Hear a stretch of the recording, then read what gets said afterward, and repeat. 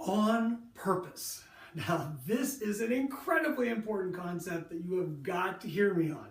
And I'm going to start with a story.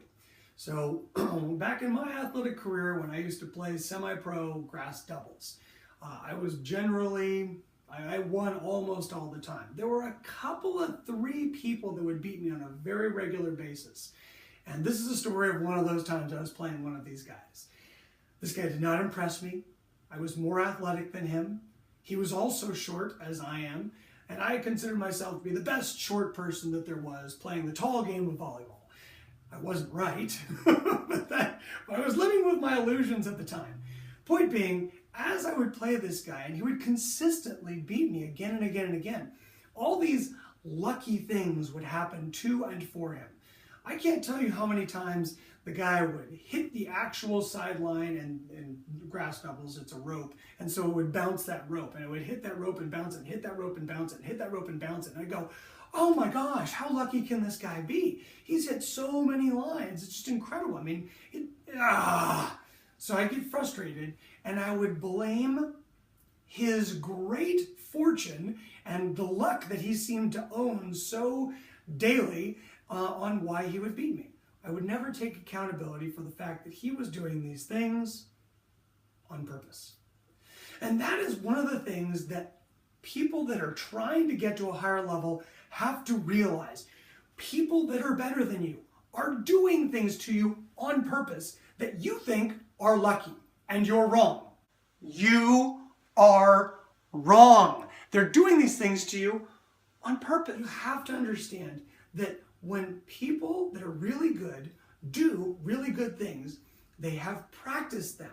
They might get lucky sometimes, that's true, and they may aim for one target that's near what they want and really nail it a couple of times, and that's true.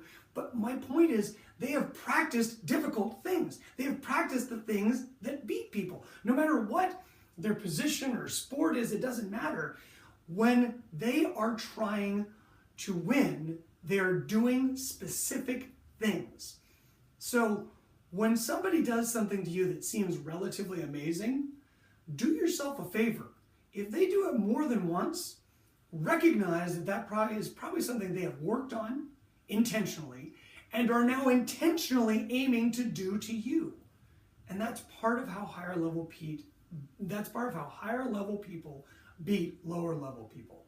They just do more things on purpose, both in practice to prepare, and then use those things they've practiced and become good at in the games. And by the way, they make wise decisions. Things that they're working on purpose on in practice that aren't quite ready yet, they don't use in the games unless they have a wide enough margin for error. They might be ahead in the score, or they might be wide open, nobody's in their way.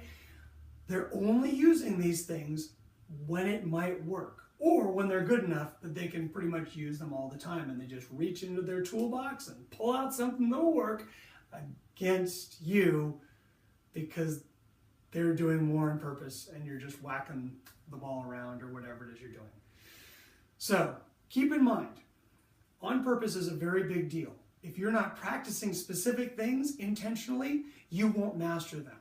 And if those are skills that can help you beat people, you're not getting better as fast as other kids are around you, and when you find them in competition, they will whoop you. I'm sorry.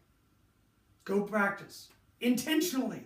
Go get good at difficult things on purpose, and then use them in competition.